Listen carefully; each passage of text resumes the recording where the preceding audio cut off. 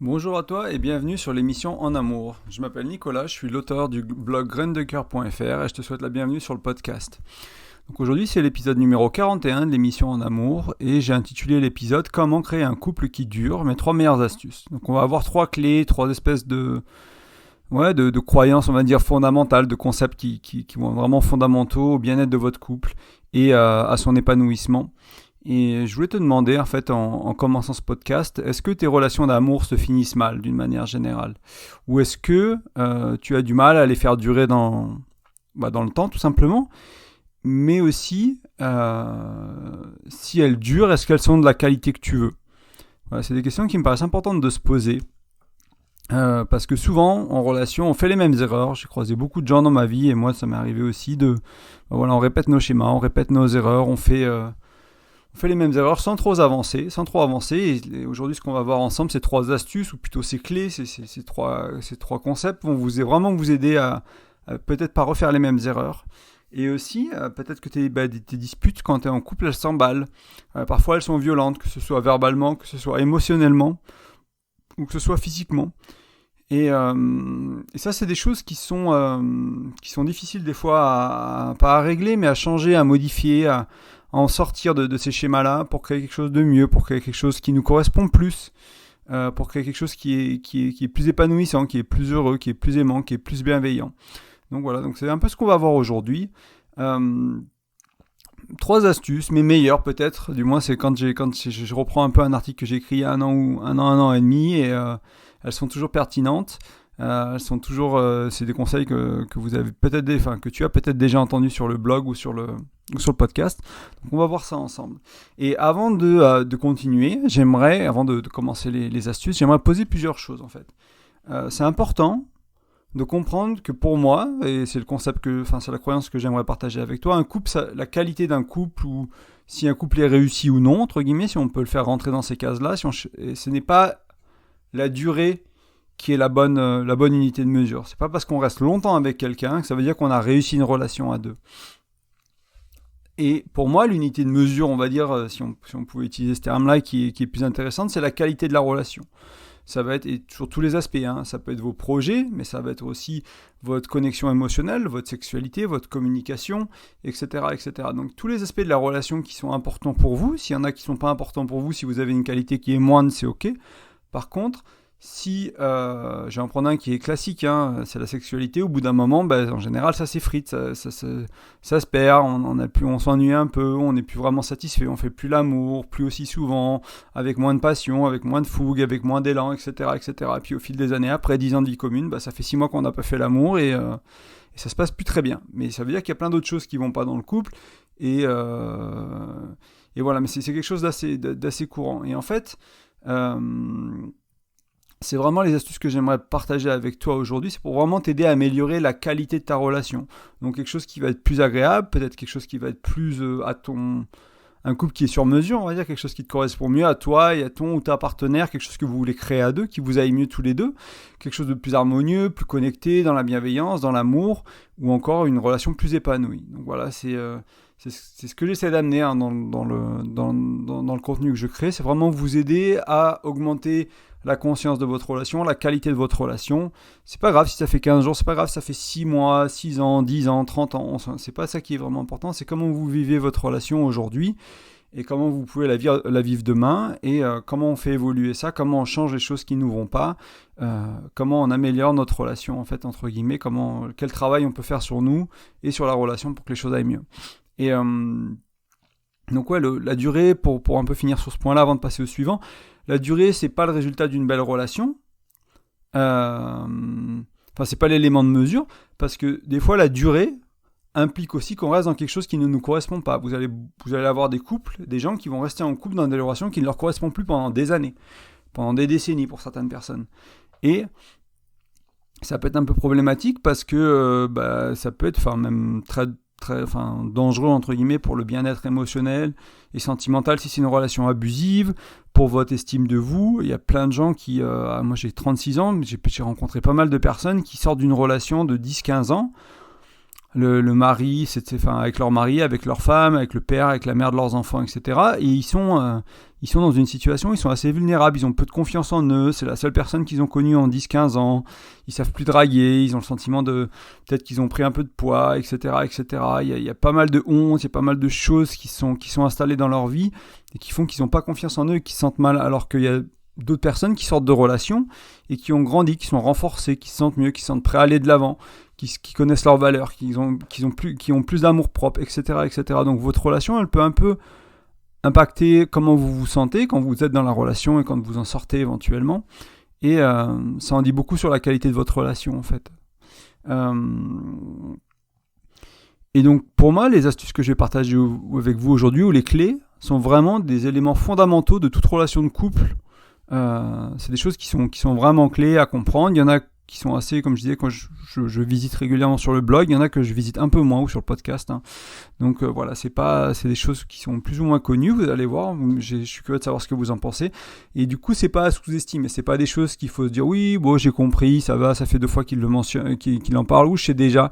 Ce qui est important de comprendre, c'est quand on écoute des podcasts autour du développement personnel, de la spiritualité, ce genre de choses-là, tout de suite, le mental, il va chercher, ou qu'on lit un livre, ou qu'on regarde une vidéo, notre cerveau va chercher à le mettre dans une case, et une fois que c'est dans la case reconnue, on va se dire c'est bon, je sais. Alors que c'est pas ça vraiment qui est important. C'est est-ce que ta vie le démontre ? Est-ce que dans ta relation aujourd'hui, ce que je vais expliquer, comme ces 3 piliers, ces 3 astuces, ces 3 clés, est-ce que ta relation d'aujourd'hui, est-ce qu'elle démontre que tu les as compris, que tu les as intégrés, que tu les vis ? Si c'est pas le cas, ça vaut peut-être le coup d'écouter, ça vaut peut-être le coup de réfléchir, ça vaut peut-être le coup de se dire, voilà, là je le vis, là je le vis pas, c'est rarement noir ou blanc, c'est rarement 0 ou 100%, c'est peut-être 20% tu le vis, 80% tu le vis pas, ou 50-50, etc. Et voilà, et s'assurer en fait que ces choses qu'on va voir ensemble aujourd'hui sont ancrées dans ta vie, que c'est des choses qui sont importantes pour toi, qui sont importantes pour ta partenaire, ton partenaire, et que ce soit des choses qui sont importantes d'amener et de cultiver dans la relation. Voilà, c'est vraiment un peu le cadre que je voulais poser. Et le premier point, il est assez controversé, parce que des fois les personnes ont un peu du mal à le comprendre, et on va voir ensemble. C'est en fait donc l'astuce numéro 1, ou la première clé, c'est ne jamais douter de l'intention de l'autre. Vraiment ne jamais douter de l'intention de l'autre. Ça veut dire que j'ai pas le droit de douter de l'intention de l'autre. Alors c'est facile à faire, il faut se l'interdire en fait. C'est vraiment quelque chose que vous devez vous interdire de le faire. Si vous vous rendez compte que vous le faites, il faut faire de votre mieux pour arrêter ce schéma tout de suite. Et on va voir un peu plus loin ensemble. Je vais vous expliquer, on va voir des exemples, etc. C'est facile à dire de ne pas douter de l'intention de l'autre, mais quoi quand on est trompé ? Quand il y a des cachotteries, quand votre partenaire a des dettes, quand il a couché avec quelqu'un d'autre, quand elle a couché avec quelqu'un d'autre, quand votre partenaire vous a menti. Qu'est-ce qu'on fait naturellement ? On va dire que c'est une mauvaise personne. Oh, mon ex, c'était un connard. Oh, mon ex, c'était une comme ça. Voilà, on va juger le caractère de la personne. On va les mettre dans une case, connard, connasse, quoi que ce soit. Et on va, je ne veux pas trop jurer non plus sur le podcast, mais vous avez déjà entendu, vous avez peut-être été là vous-même en fait. Et on fait ça avec notre partenaire aussi, dans notre relation en cours. On va juger le caractère de cette personne de manière négative. Ça, c'est interdit en relation de couple. C'est quelque chose que vous devez, à partir d'aujourd'hui, il ne faut plus vous autoriser à le faire. Si vous le faites, parce que ça va arriver que vous le faites, il faudra un peu intégrer la suite que je vais amener pour vraiment essayer d'en sortir le plus rapidement possible. Mais ça, c'est la surface, entre guillemets, c'est la règle de base. Ne jamais douter de l'intention de l'autre. Pourquoi ? En fait, notre partenaire, il est 100% innocent. Et j'ai choisi innocent, je vais le définir un peu, je vais aussi le mentionner avec d'autres mots, mais ça veut dire que nous aussi, on est 100% innocent. C'est pas que vers l'autre, c'est aussi envers nous. En fait, notre partenaire, c'est une bonne personne, tout le temps. Absolument tout le temps. Nous aussi. Et peut-être une autre manière de dire innocent, c'est que les intentions de notre partenaire sont pures. Mes intentions à moi sont pures également. On ne peut pas douter de la pureté de l'intention de notre partenaire. C'est quelque chose qui n'est pas autorisé. Je vais vous expliquer dans une seconde encore une fois pourquoi. En fait, et je sais que ça va être difficile à avaler pour vous, ceux qui ont été trompés, ceux à qui on a menti, vont dire « mais non, mon ex c'était un con, mon ex c'était une connasse », enfin voilà, tous les mots, tous les noms d'oiseaux que vous connaissez, que vous avez entendus. Je suis quelqu'un qui a été trompé aussi. Je ne me suis pas autorisé à faire ça quand mon ex-femme m'a trompé. Je ne me suis pas autorisé à juger son caractère. On va voir qu'on peut juger l'action, on ne va pas juger la personne, on ne va pas juger l'intention de l'autre. On va jamais douter de ça. Et je vous invite à vraiment écouter. Ça peut être très dur. Certains d'entre vous peuvent avoir une réaction assez forte en m'écoutant. parce qu'ils vont penser qu'il y a eu une injustice qui leur a été faite et donc que l'autre est une mauvaise personne. Si vous pensez ça dans vos relations passées, vous allez éventuellement penser ça dans votre relation actuelle quand la personne vous fera mal et vous allez détruire la relation. C'est aussi simple que ça. L'explication à l'importance de cette règle et pourquoi elle est importante, c'est qu'en fait, nous-mêmes ou notre partenaire, la seule chose qu'on cherche à faire, comme tout être humain, comme tout animal aussi, si on cherche à satisfaire notre besoin, on a faim, on mange, on se sent seul, on veut de l'amour, etc. On a des besoins un peu primaires, on a des besoins en tant qu'être humain, des besoins, on va dire, sociaux, des besoins physiques, fondamentaux, et tout ce qu'on fait tout au long de notre vie, c'est on va chercher à satisfaire ces besoins. Donc quand on pense à faire, je sais pas moi, je veux aller voir mes amis, en fait, on ne veut pas que aller voir ses amis, on veut satisfaire un besoin au travers aller voir nos amis. Quand on mange, on veut satisfaire un besoin d'appétit, où on a des émotions qu'on a du mal à gérer, et du coup, notre besoin, c'est de les faire disparaître. Donc, il y a toujours un besoin sur ce qu'on fait, derrière toutes nos actions, toutes nos pensées, il y a toujours un besoin. Et en fait, donc, si on est trompé, par exemple, ça veut dire que notre partenaire, ou si on est la personne qui trompe, on cherchait aussi à satisfaire un besoin. Donc à partir de ce moment-là, comme c'est quelque chose qui est inhérent à être humain, à être un mammifère, un animal, enfin voilà, nos intentions sont toujours pures. C'est aussi simple que ça. C'est-à-dire comme on cherche simplement à satisfaire un besoin, nos intentions sont pures.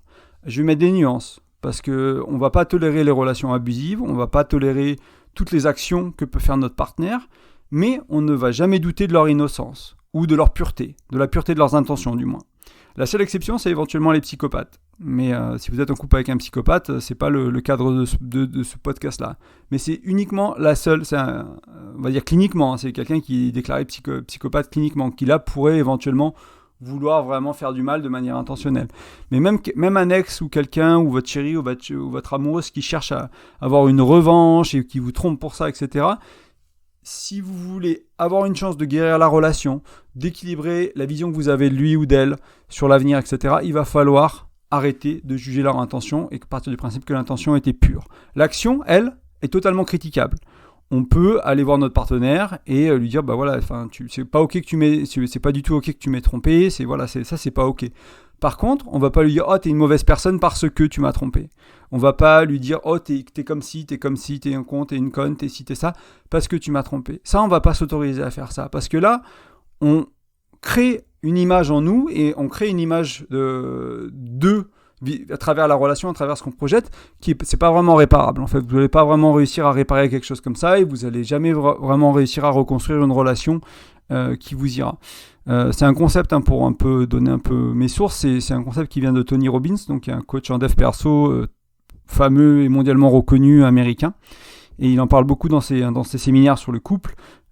Pour ceux qui parlent anglais, vous retrouverez ça sur internet assez facilement, Tony Robbins, Couples ou Relationships, des choses comme ça, vous retrouvez ça, il en parle souvent, mais c'est vraiment essentiel et ça vaut le coup dans vos relations familiales, au travail, c'est vraiment ne jamais douter de l'intention de l'autre parce que la personne cherche à satisfaire un besoin. On peut critiquer l'action, on peut critiquer la tromperie, on peut critiquer le mensonge, on peut quitter une personne pour l'action, pour le mensonge, pour la tromperie, etc. Ça c'est ok, il n'y a absolument pas de souci avec ça.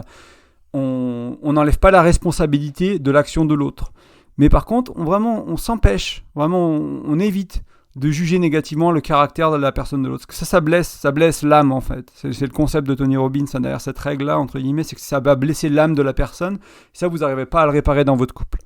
Donc voilà, j'espère qu'avec les nuances, vous arrivez à l'accepter un peu plus que peut-être qu'au début quand je l'ai expliqué de la sorte volontairement pour peut-être créer un peu une réaction chez vous, une réaction un peu forte chez toi pour voir un peu comment tu réagis à ça et expliquer derrière un peu mieux ce qui se joue. Et c'est simplement satisfaire un besoin, encore une fois. C'est aussi simple que ça. Tout le monde cherche à satisfaire un besoin. Quoi qu'on fasse, on cherche à satisfaire un besoin. Du coup, on a une intention pure. Et cette nuance entre critiquer la personne et critiquer l'action, elle est primordiale.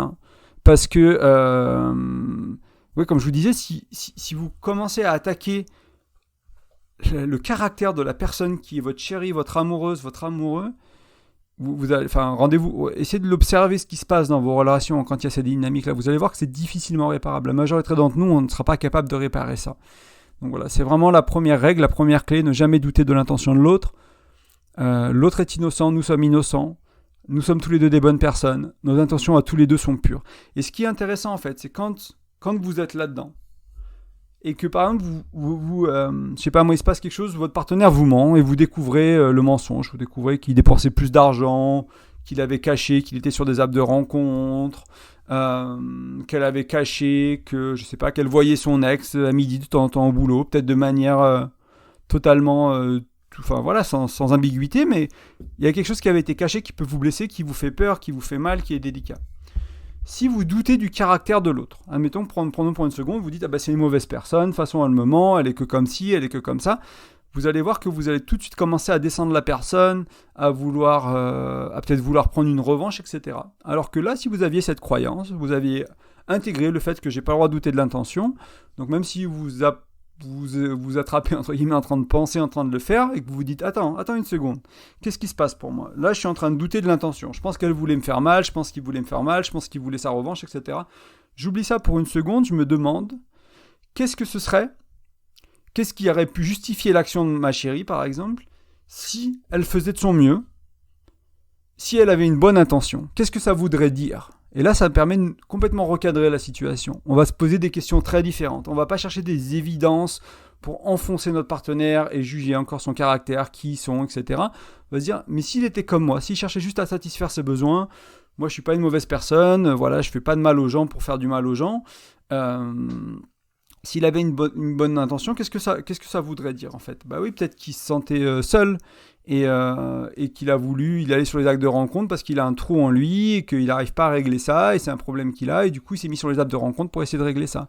Peut-être que l'ex, elle voulait simplement revoir, notre chérie, voulait simplement revoir son ex parce que c'est une personne qui était importante dans sa vie et peut-être qu'il y avait des besoins qui sont satisfaits intellectuellement, émotionnellement avec la connexion avec cette personne qu'elle n'a pas dans sa vie, qu'elle n'a pas avec nous, qu'elle n'a pas avec quelqu'un d'autre, sans pour autant qu'il y ait d'ambiguïté autour de retourner ensemble, recoucher ensemble, etc. En étant très clair que c'est un ex et il n'y a pas de problème. Donc voilà, il y avait un besoin qui avait besoin d'être satisfait, tout simplement. Et on va dans ce sens-là. Donc ça permet vraiment de recadrer les choses quand on réfléchit à une situation et de moins se faire mal, de moins faire mal à l'autre aussi, de moins dénigrer l'autre. Parce que le dénigrement, c'est une des choses qui sépare les couples de manière le plus violente. Si vous commencez à dénigrer votre partenaire, la qualité de votre couple va en périr tout de suite et en plus le risque que vous vous sépariez est énorme. Ça, c'est les travaux du docteur Gottman. Les quatre chevaliers de l'Apocalypse, de l'Apocalypse, etc. C'est un autre sujet, mais j'en parle. Vous trouverez du contenu sur mon blog ou sur le podcast sur les 4 cavaliers de l'Apocalypse et du Dr Gottman et quand on dénigre. Donc ça, c'est la première astuce. La deuxième, qui est plus commune sur mes contenus, c'est aimer, c'est un choix. Donc il y a deux parties à ça. Ça veut dire que je choisis d'aimer. Aujourd'hui, je choisis ma partenaire, par exemple. J'ai choisi encore hier, j'ai choisi encore dans 5 minutes. Tant qu'on est en couple, en fait, je choisis ma partenaire. C'est-à-dire qu'au moment où j'arrête de choisir ma partenaire, le couple s'arrête. Et c'est unilatéral, c'est comme ça. Donc tant qu'on reste dans le couple, même si c'est un choix inconscient, même si c'est un choix par défaut, comprenez que vous faites le choix d'aimer l'autre et de rester en couple. Ou du moins de rester en couple. Et moi, je vous conseille de faire un choix d'aimer l'autre. Donc de vous dire, ok, je choisis d'aimer l'autre. Et comprendre qu'au-delà du choix, c'est aussi un verbe d'action. Donc quand on choisit d'aimer l'autre, et qu'en plus, comme c'est un verbe d'action, quand on fait des actions d'amour, donc quand on a de la curiosité pour l'autre, quand on fait des petites attentions, quand on va faire vous allez faire la cuisine, vous allez faire des choses pour la relation, pour votre chérie, pour votre amoureuse, vous allez vous rendre compte que le sentiment d'amour, il revient au galop. Et ça, j'en ai parlé beaucoup plus dans certains podcasts. J'ai exploré le sujet un peu plus, mais là, je vais le faire un peu rapidement. Mais voilà, aimer, c'est un choix, aimer, c'est un verbe d'action. Donc quand on fait des actions d'amour, on ressent l'amour. Et si vous repensez à un début de relation, c'est souvent l'exemple que je prends, regardez tout ce que vous faites en début de relation, toute la curiosité que vous avez pour la vie de l'autre, tout ce que vous projetez éventuellement sur l'autre, ce que vous partagez, les moments où on reste jusqu'à 4h du matin pour se parler, pour faire l'amour, etc., etc., toutes ces choses-là. Puis après, au bout de 6 mois, on fait l'amour, mais à 21h, on va se coucher. Et puis on a l'impression de tout savoir sur l'autre, on ne sait plus être curieux. Et oui, c'est pas étonnant qu'on n'est plus amoureux quand on a une attitude comme ça, en fait. Quand on a des croyances que, de toute façon, ces choses-là, ça va pas durer, et qu'en plus, on fait aucun effort pour cultiver l'amour, le résultat sera que vous allez plus être amoureux, et que votre relation va se dégrader petit à petit. Alors que là, ce que je vous propose, c'est totalement l'inverse. C'est cultiver l'amour, trouver des raisons d'être curieux, des manières d'être curieux. Votre partenaire, c'est quelqu'un qui change tout le temps, vous changez tout le temps, professionnellement, personnellement, surtout dans les sphères du développement personnel, de la spiritualité, de la santé. Enfin voilà, il y a des choses, on apprend des choses, on lit des livres, on regarde des vidéos, il se passe des choses en nous, il se passe des choses avec notre famille, il se passe des choses dans la société, le Covid, les élections, la tension qu'il y a dans le monde, etc. Il y a plein de choses qui vont nous faire réfléchir, qui vont nous faire grandir, qui vont... Voilà, et on peut... En fait, les couples qui durent très longtemps et qui sont épanouis, ils ont une curiosité infinie et ils se découvrent, même après 40 ans, ils découvrent encore des choses sur leur partenaire, des petites choses qu'ils avaient mal compris, pas compris, des petites choses qui ont changé, qui ont évolué. Ils ont réussi à être curieux. C'est l'une de, on va dire, des choses qu'on retrouve de manière régulière dans ces couples-là. Donc c'est vraiment important de cultiver l'amour en passant du temps de qualité ensemble, en étant curieux, en apprenant à aimer l'autre dans ses langages d'amour. Pour ça, vous avez un petit test à faire en ligne sur les 5 langages d'amour. J'en parle dans le bonus que vous pouvez télécharger sur le blog, sur graine-de-coeur.fr. Vous laissez votre prénom et votre email et vous allez pouvoir télécharger un petit e-book qui vous donne 5 clés de communication. L'une de ces clés, c'est vous introduire le concept des 5 langages d'amour, et donc c'est aimer l'autre dans son langage d'amour. Donc par exemple, dans les langages d'amour, il y a les cadeaux, il y a les mots d'appréciation, il y a le temps de qualité, il y a le toucher phisique, et il y a les actes de service. Donc c'est peut-être sortir la poubelle ou ce genre de choses. Donc ça, c'est les 5 langages d'amour. Et votre chéri va se sentir amoureux quand vous parlez ces langages d'amour. Donc moi, mon dernier langage d'amour, c'est les cadeaux. Mes 2 premiers, c'est toucher physique et temps de qualité, pour vous donner un exemple rapide. Donc passer 10 minutes à faire un câlin en début de journée, en fin de journée, en milieu de journée, sur le canapé, bras dans les bras. Pour moi, c'est temps de qualité et toucher physique. Et du coup, c'est génial, je me sens aimé, je sens que la relation va bien, je sens que tout baigne quoi, dans mon couple. Alors que si vous me ramenez un cadeau, si ma chérie elle me ramenait un cadeau tous les jours, un petit truc où souvent elle faisait des efforts, je me sentirais un peu plus important, mais ça me ferait pas grand-chose en fait. Donc c'est l'importance des langages de l'amour. Ouais, cultiver une bonne communication, c'est le sujet du podcast et du blog, vous allez trouver plein d'outils dessus. Faire l'amour régulièrement aussi, c'est super important pour votre couple, en faisant des efforts, etc. Donc c'est ces choses-là qui vont faire que vous allez cultiver l'amour, et plus vous allez cultiver l'amour, plus vous allez être amoureux, et plus ce sera facile de cultiver l'amour. Et plus vous êtes déconnecté, moins vous cultivez l'amour, plus ce sera difficile de le cultiver, et plus ce sera facile de se déconnecter et de s'éloigner. Et c'est un peu, il n'y a pas de statu quo en relation, soit ça avance entre guillemets, soit ça recule, soit on se rapproche, soit on s'éloigne. Et il n'y a pas d'entre les deux. Il faut bien comprendre ce point, que l'amour ça se cultive. Pensez à une relation de couple, soit celle que vous vivez actuellement, soit une passée, mais où l'amour s'est vraiment éteint. Et une fois que vous l'avez, comme je vous invitais à faire tout à l'heure, revenez au début de la relation quand vous étiez vraiment amoureux, amoureuse. Et demandez-vous qu'est-ce que vous faisiez à ce moment-là. Regardez vraiment quelles étaient les dynamiques, quelles étaient les activités que vous partagiez, les conversations que vous aviez, qu'est-ce qui était important pour vous. Et c'est sûrement des choses que j'ai déjà mentionnées, il y a peut-être d'autres choses. Peut-être que vous partagiez un sport ensemble, peut-être que vous partagiez d'autres rituels, peut-être que c'était le fait d'être séparés de temps en temps parce que vous ne viviez pas ensemble. Ça peut être des choses, être trop ensemble, ça étouffe l'amour. Donc des fois, est-ce que vous ne pouvez pas faire un week-end séparé, une semaine chacun dans votre famille, et vous retrouver et voir comment vous vous ressentez vivant, heureux, amoureux de vous retrouver. L'importance de créer cet espace entre vous de temps en temps, physique, pour vraiment vous manquer, sentir le manque de l'autre. Pas le manque, je suis tout seul, je suis dans un couple et je me sens tout seul, je me sens isolé, je me sens en solitude, etc. Mais le manque de l'autre, de votre chéri, vraiment ce manque-là. Voilà, regardez ça et peut-être prenez quelques notes, mettez-le sur un papier, et, demandez à votre partenaire de faire ça, et peut-être essayer de vous dire est-ce qu'on peut pas changer un peu les choses, est-ce qu'on peut pas essayer de retomber amoureux. Voilà, j'ai entendu dire que c'était un verbe d'action, que c'était une décision à prendre. J'ai envie de t'aimer, j'ai envie de prendre cette décision de continuer de t'aimer, et pour honorer cette décision, j'ai envie de prendre des actions pour t'aimer tout simplement. Et si vous expliquez ce genre de choses-là à votre partenaire, écoutez, je pense pas qu'il le prenne mal. Hein. Si j'étais à sa place, je pense que je le prenais bien. Voilà, donc c'est quelque chose qui peut être important. Et là aussi, ce qui va être difficile, c'est de le faire les jours sans, les jours où vous vous engueulez, les jours où c'est tendu, le jour où il n'y a pas le temps, et c'est là où c'est le plus important. Quand c'est facile et que vous êtes déjà amoureux, oui, profitez-en, faites des actions d'amour, cultivez-le, ancrez-le, etc.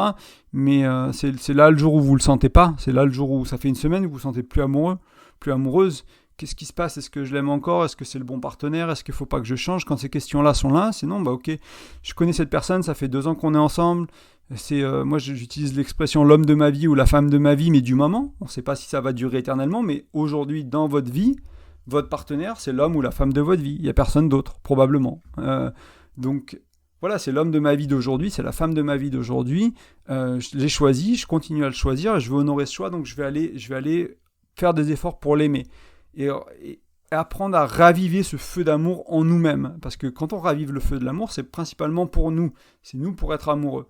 Et ça va, bien sûr, c'est contagieux l'amour. Donc souvent, ça va raviver chez l'autre. Mais aussi lui donner les outils pour que lui le fasse de son côté ou elle le fasse de son côté. Et puis ramener au podcast, par exemple. Ou au blog pour trouver des articles sur le sujet, des émissions à écouter sur le sujet. Je fais juste mes notes, savoir que j'ai tout pris. Voilà, c'est une manière de cultiver l'amour, ça s'apprend, et j'ai beaucoup de contenu pour ça. La troisième clé ou la troisième astuce, c'est l'herbe n'est pas plus verte ailleurs. Alors là, je vais parler de pas mal de choses différentes, il y a pas mal de choses qui rentrent là-dedans. Moi, ce que j'ai beaucoup vu, c'est quand on est en difficulté ou quand on n'est plus amoureux, on se demande si, est-ce que cette nana au boulot, est-ce que ce mec-là, est-ce que le polyamour, est-ce que si, est-ce que ça, est-ce que ce serait pas mieux, est-ce que faire un enfant, peut-être ça va nous rabibocher ou se marier, etc. Souvent, pour résoudre le problème qu'on a entre nous, on va chercher quelque chose d'extérieur. On va chercher une aventure, on va chercher un couple ouvert, on va chercher le mariage, on va chercher un enfant, etc. Alors que la solution, elle est entre vous deux. Elle est en vous, elle est chez votre partenaire, et la solution, elle est là. Il n'y a pas besoin de tout ça pour... Il y a besoin juste de vous, en fait. Il y a besoin d'authenticité, de bienveillance, de communication, de moments partagés, de temps de qualité, etc. Il y a besoin de plein d'autres choses, en fait, mais pas de ça, pour vraiment vous rabibocher. Et donc souvent, quand on est en difficulté, on va se demander si l'herbe elle est plus verte ailleurs. Et j'aimerais, je sais pas, j'ai 5 points là de noter, peut-être qu'il y en a d'autres qui viendront, pour vous expliquer pourquoi elle sera éventuellement pas verte ailleurs et pourquoi ça vaut le coup de choisir d'aimer l'autre et de faire des efforts pour régler les choses dans cette relation-là. Si vous vous en sentez seul, en solitude, et que ça n'a rien à voir avec votre partenaire, que c'est une blessure que vous avez en vous, une blessure psychologique, émotionnelle, sentimentale que vous avez depuis votre enfance par exemple, vous avez cette blessure d'abandon ou autre chose qui ferait que vous vous sentiez seul, changer de partenaire, ça changera pas grand-chose en fait, c'est pas la bonne solution. La solution c'est vers l'intérieur encore une fois, c'est de vous aimer vous, c'est de cultiver ça. C'est pas trop le sujet du blog, on n'en parle pas tant que ça, mais je l'aborde de temps en temps parce que c'est quand même super essentiel en fait de cultiver son amour propre. C'est difficile d'être dans un couple heureux si on ne cultive pas son amour propre, donc j'en parle régulièrement en fait pour revenir un peu sur ce que je disais avant. J'en parle plus souvent sûrement que je m'en souvenais parce que c'est un peu la base du dev perso et de la spiritualité, c'est revenir à soi, c'est d'intérioriser. Et donc voilà, ce sera pas la bonne solution si jamais vous vous sentez en solitude. Il faut aussi comprendre que le partenaire parfait n'existe pas. Il n'y en a pas. Vous pouvez arrêter de chercher. Il y aura des pour, des contre, des bonnes choses, des moins bonnes choses, etc. Le partenaire parfait, vous le mettez par la fenêtre. Par contre, le partenaire parfaitement imparfait, oui, ça, il y en a plein. Il y en a sûrement plusieurs dans votre vie. Et tout le monde sera parfaitement imparfait. Et c'est une croyance qui veut dire qu'en fait, vous rencontrez la personne qui a la bonne personne pour vous faire grandir en fait. Voilà, il faut juste comprendre que cette relation, qu'elle soit, même si elle est toxique, même si c'est un pervers narcissique, même si c'est une nana abusive, etc., ça va peut-être vous blesser, vous allez peut-être avoir des blessures psychiques, psychologiques, émotionnelles, etc., physiques, pour certains d'entre vous, il faut sortir des relations abusives. Je vous encourage pas du tout à rester dans des relations abusives, c'est vraiment pas le propos de ce troisième partie, je vais en reparler un peu plus tard aussi, c'était le 6e point, mais comprenez que il n'y a pas de partenaire parfait. Donc pourquoi pas utiliser cette relation-là pour régler ce que vous avez à régler. Et utiliser, c'est pas le bon mot, mais vraiment créer un environnement dans lequel vous allez grandir grâce à cette relation en fait. Et si cette relation se termine, c'est pas grave. Si elle continue, c'est pas grave non plus. C'est pas ça qui est important. Et ça, c'est mon 3e point. Et encore une fois, on ne juge pas une relation, la qualité d'une relation, une relation à sa durée. C'est pas parce que ça fait 10 ans qu'on est ensemble qu'on est un super couple. Passez 10 ans que vous êtes ensemble et que vous ne pouvez plus vous blairer, que vous n'arrivez pas à communiquer, que vous ne faites pas l'amour et que vous n'avez pas de projet de vie, je ne sais pas trop ce que vous faites ensemble. Ce sera peut-être moins noir et blanc que ça, ce sera peut-être un peu plus subtil, il y aura peut-être des choses qui vont, des choses qui ne vont pas, mais voilà, c'est pas, encore une fois, on apprend, on juge une relation sur la qualité de sa relation et on apprend à créer une relation co-créer une relation qui est plus heureuse et plus épanouie. Et donc vous pouvez apprendre à le faire tout de suite. Il n'y a pas besoin d'attendre d'être dans la prochaine relation, encore une fois. Et aussi se rendre compte que ce qu'on règle aujourd'hui, on n'aura pas à le régler ensuite. C'est-à-dire que moi, les casseroles que j'ai réglées dans mes relations d'avant, je ne l'ai pas amené dans ma nouvelle relation. Ou je l'ai amené, mais c'est de manière voilà, c'est amené de manière plus douce, on va dire. C'est moins lourd, ça prend moins d'espace, ça fait moins mal. C'est un peu comme quand on travaille en psychologie, en thérapie ou en dev perso, etc. Et qu'on règle nos blessures, qu'on avance sur nous, peut-être qu'on n'est plus, on n'est plus autant dans notre anxiété ou dans notre colère qu'avant. On l'est toujours un peu, mais je veux dire, on a atténué, par exemple, l'intensité de la colère ou de l'anxiété, et du coup, on a une vie plus saine, plus calme, et ça, on l'amène dans notre relation, et on l'amènera dans la prochaine, etc. Donc ça, c'est un peu pareil avec les choses qui sont à deux, par exemple, votre communication dans le cadre du couple, parce que peut-être vous avez une bonne communication avec votre famille, avec votre travail, mais vous n'arrivez pas à l'avoir à deux pour une quelconque raison. Voilà, améliorez votre communication aujourd'hui, ce qui fait que quand vous allez rencontrer quelqu'un d'autre, votre communication sera meilleure, donc vous avez plus de chances de trouver quelqu'un qui communique mieux aussi. Parce que si vous communiquez mal, il y a peu de chances que vous trouviez quelqu'un qui communique bien, en fait. Tout simplement, ce qui sera peut-être pas, il ou elle ne sera pas intéressé par être en couple avec vous. Et c'est un peu comme ça, hein, c'est pareil, les gens qui ont eu souvent une relation sexuelle de fou avec un de leurs partenaires, et il y a deux personnes, soit des personnes qui cherchent ça et qui ont ça comme attente entre guillemets de la relation d'après, ou des gens qui se contentent de moins et qui le regrettent un peu toute leur vie, qui sont un peu amers, quoi. Et il faut se rendre compte que quand on a eu une expérience de fou en termes de communication, de sexualité, d'intimité, de projet de vie avec quelqu'un d'autre, souvent c'est quelque chose qu'on n'a pas appris à cultiver. Donc ça, c'est quelque chose qui est survenu dans une relation par chance et on ne sait pas quoi faire pour le recréer. Et c'est ça qui est un peu déroutant quand on a vécu une communication super fluide ou une vie dans le foyer, dans la maison super fluide, et qu'on ne comprend pas pourquoi c'était fluide avec lui et que ça l'est pas avec un autre, etc. C'est qu'on n'a pas les bons outils, on n'a pas les bons référentiels. Pareil autour de la sexualité, si on avait on faisait l'amour de manière folle avec quelqu'un et que on ne retrouve pas ça, c'est parce que c'est pas juste une histoire de chimie avec cette personne-là, ça peut, mais si vous réduisez ça à une histoire de chimie avec la bonne personne, ça se trouve vous n'allez jamais retrouver ça, alors que si vous avez développé la croyance que c'est possible de retrouver ça, de créer ça, de cultiver ça avec quelqu'un d'autre, peut-être que ça va prendre 6 mois à créer, peut-être que ça va prendre 2 ans, peut-être qu'il faudra essayer plusieurs partenaires avant de réussir à trouver la personne qui vous correspond. Mais si vous avez la croyance que c'est possible, vous avez des chances d'y arriver. Et moi, ma vie, elle démontre ça. Les personnes que j'ai décidé de suivre et de croire autour du couple et de m'inspirer, de lire leurs livres, d'écouter leurs interviews, d'aller à leurs séminaires, c'est des gens qui partagent les mêmes croyances. Et j'ai fait un peu une parenthèse, mais pour revenir sur ce point, oui, en effet, les casseroles qu'on aura, entre guillemets, lâchées, on ne les traînera pas dans notre prochaine relation. Donc profitez-en maintenant. L'herbe n'est pas plus verte ailleurs. Hein. Et là aussi... je vais un peu lier un point à celui-là que j'avais pas mis dans mes notes, mais ce côté de on va à un stage, on va en week-end, on fait un truc de dev perso, on fait un sport, etc. Et on est en couple, d'autres couples ça va, mais c'est peut-être pas ouf, ou ça va même très bien, et puis peu importe en fait la qualité de notre relation, des fois il y a cette personne qui nous intéresse vraiment. Cette femme, cet homme qui est beau, qui est belle, qui est intéressant, qui a l'air d'être mieux que notre partenaire sur ci, sur ça, etc. Et souvent, et pendant longtemps, ça a été mon cas, j'en faisais toute une montagne, quoi. Je posais cette personne sur un piédestal, c'était mon crush du moment, j'avais honte de la voir, parce que quand j'étais en couple, c'était infernal pour moi de penser que je puisse avoir un crush pour quelqu'un d'autre, alors que j'aimais ma chérie, puis j'étais déjà dans toutes les croyances que je partageais avec vous, hein, cultiver l'amour, etc., etc. Je me dis, t'as ce crush sur cette personne-là, je la mettais sur un piédestal, etc. Et on se fait tout un film dans notre tête, dans notre cœur, dans notre corps, il se passe tout un tas de trucs.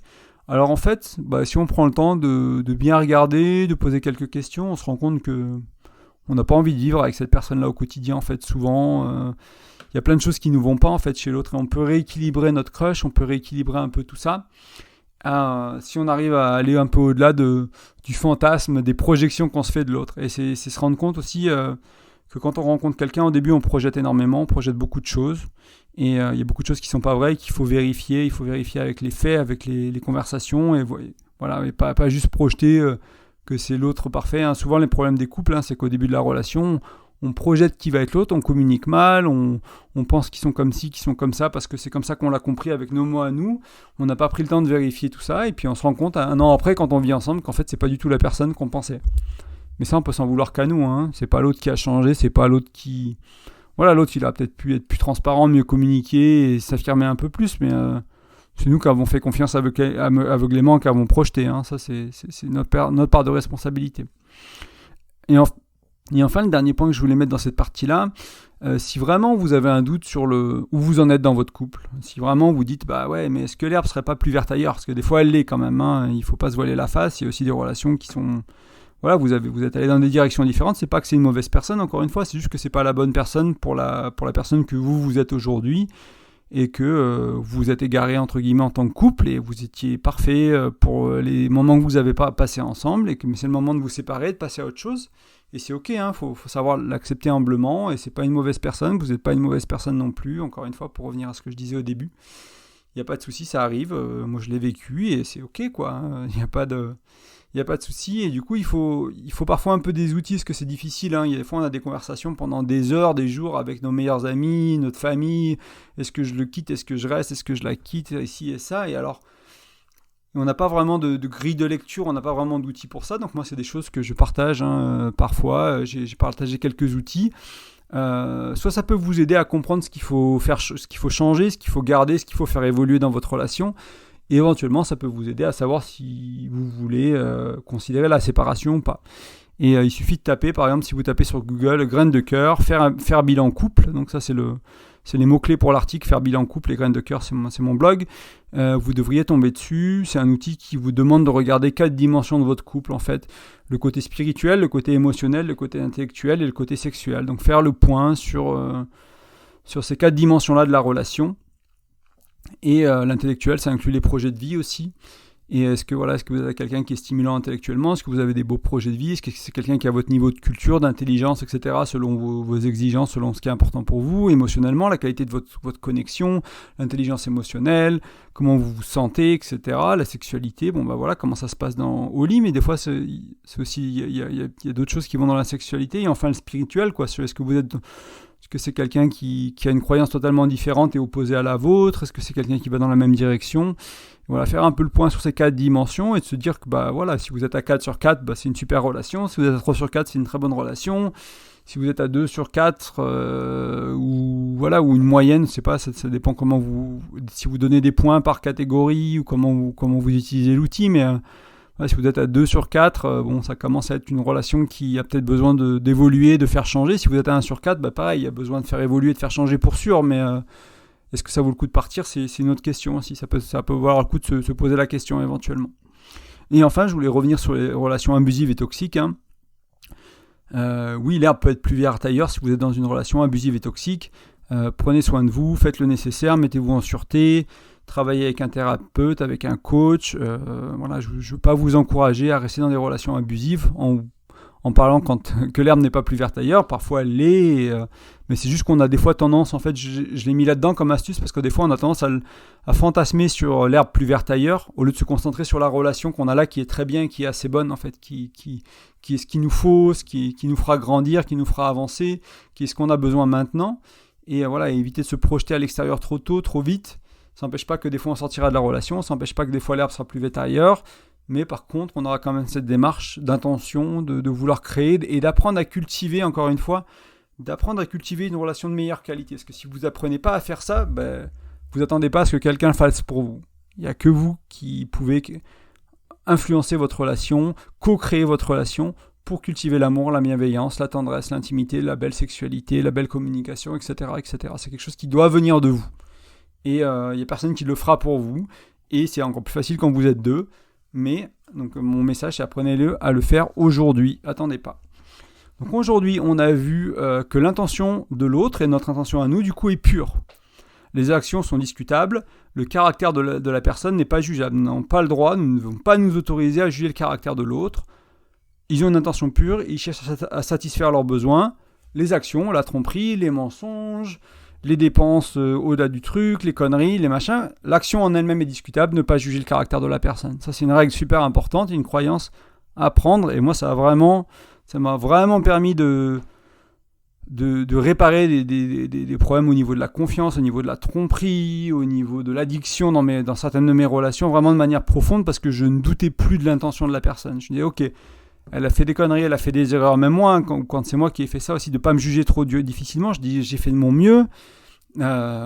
C'était sûr que c'était pas la meilleure chose à faire, entre guillemets, dans un monde parfait où on fait toujours exactement la bonne chose, mais c'était la meilleure action que je pouvais faire, la meilleure décision que je pouvais prendre.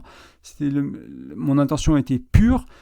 Et du coup, mais ça n'empêche pas ma responsabilité de faire mieux la prochaine fois ou de choisir dans le cas de la tromperie ou du mensonge.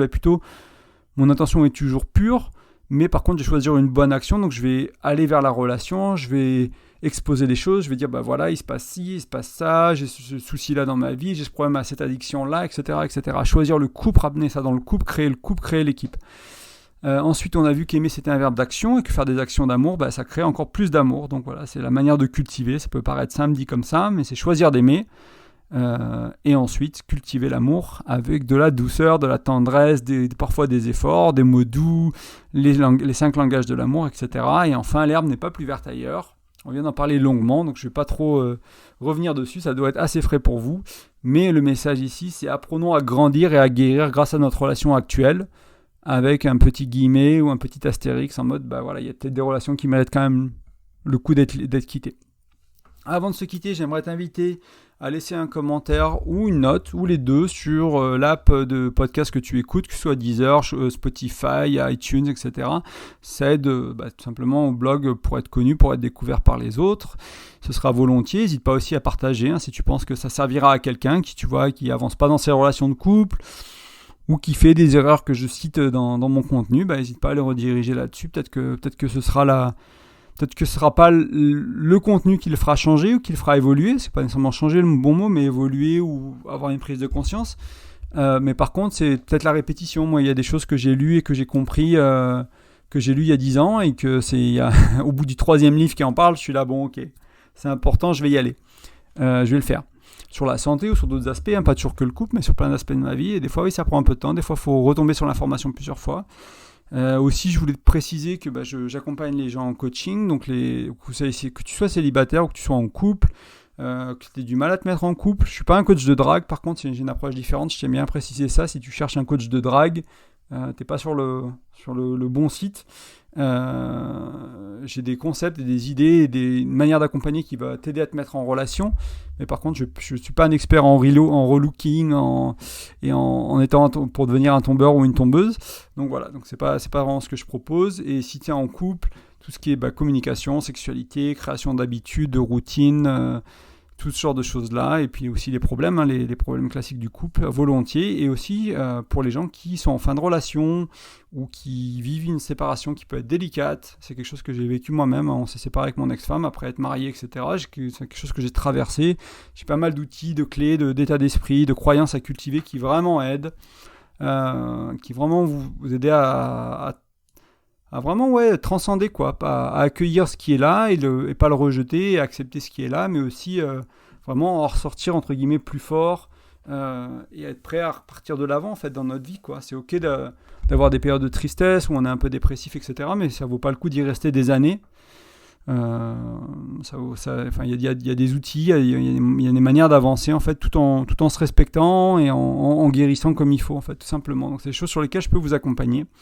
Et enfin, je le mentionnais tout à l'heure, sur le blog, sur graine-de-coeur.fr, vous pouvez laisser votre prénom et votre email dans un des formulaires de capture. Vous allez pouvoir télécharger mon e-book, c'est 5 outils pour mieux communiquer. C'est des outils vraiment pratiques pour qui on va avoir un impact rapide sur votre relation, comme les 5 langages de l'amour. Donc vous lisez un peu le contenu que j'ai mis dessus sur l'e-book, vous faites le test, vous avez vos langages d'amour.